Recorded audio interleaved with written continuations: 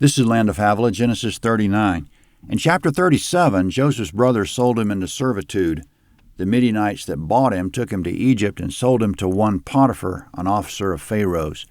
Now the scene shifts to Egypt. Verse 1. Joseph was brought down to Egypt. Potiphar, an officer of Pharaoh's, the captain of the guard, an Egyptian, bought him from the hand of the Ishmaelites that had brought him down there. Yahweh was with Joseph, and he was a prosperous man. He was in the house of his master, the Egyptian.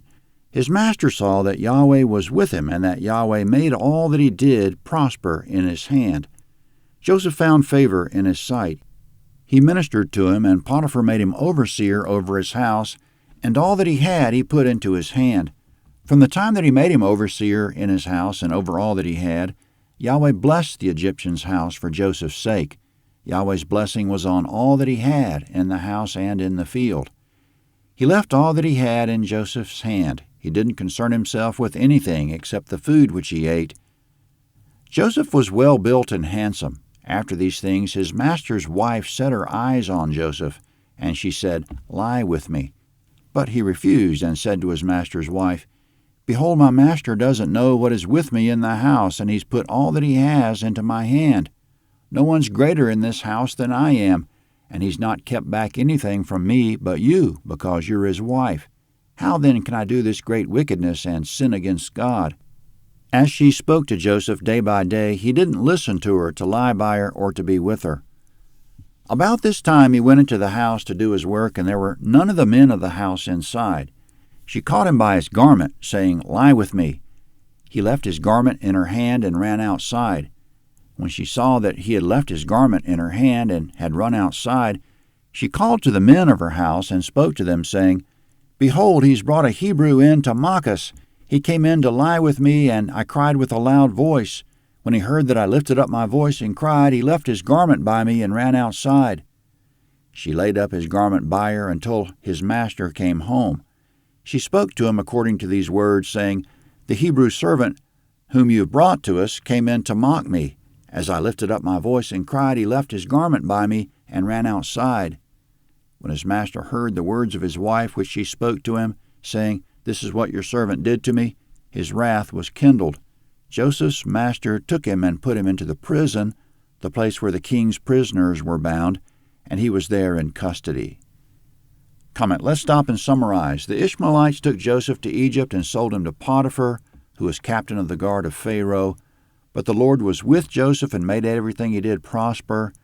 Potiphar saw that God's hand was on Joseph and put him in charge of all his personal affairs in the house and in the field. With Joseph there, Potiphar could come home from work and concern himself with nothing except the food that was set before him. Joseph was being faithful to whatever God put in front of him. He illustrated Colossians 3:22-24, quote, "Servants, obey in all things your masters according to the flesh, not with eye service as men-pleasers, but in singleness of heart fearing God. And whatsoever you do, do it heartily as to the Lord, and not unto men, knowing that of the Lord you shall receive the reward of the inheritance, for you serve the Lord Christ." End quote. Joseph prospered as much as anyone could as a slave. As Joseph said, quote, "No one is greater in this house than I am," end quote. He wasn't bragging, it was just a statement that he appreciated the way Potiphar was treating him. As he said, Potiphar withheld nothing from him except his wife. He could drive Potiphar's Ferrari, swim in his pool, watch movies in his private theater, anything but the wife. Things were good until Potiphar's wife tried to seduce him. He kept refusing, but one day she latched on to his garment. To get away, he slipped out of it and ran outside. Potiphar's wife had some explaining to do. She couldn't safely dispose of the garment without arousing suspicion, and she was angry with Joseph for refusing her, so she accused him of attempted rape, whereupon Potiphar put him in the royal prison. Verse 21. But Yahweh was with Joseph and showed kindness to him and gave him favor in the sight of the keeper of the prison. The keeper of the prison committed to Joseph's hand all the prisoners who were in the prison. Whatever they did there, he was responsible for it. The keeper of the prison didn't look after anything that was under his hand because Yahweh was with him, and that which he did, Yahweh made it prosper. Comment. That was the end of the chapter. This is the second time Joseph's righteousness got him in trouble. He was righteous in Canaan to stand up for his father's interests, and it got him sold as a slave. Then in Egypt he was righteous to refuse Potiphar's wife, and it landed him in prison. It doesn't seem like righteousness is working out for him, but he's not going to give up. Yahweh will eventually vindicate him and reward him beyond his wildest imagination. But before anything gets better, it's about to get worse. Jesus said, quote, "Blessed are you when men shall revile you and persecute you and say all manner of evil falsely for my sake. Rejoice and be exceeding glad, for great is your reward in heaven." End quote. That's what we see Joseph doing. He served his father, then Potiphar, and now the jailer, in singleness of heart, fearing God heartily as to the Lord, knowing that of the Lord he shall receive the reward. And he already received some reward even while he was in prison, and even while he was a slave in Potiphar's house.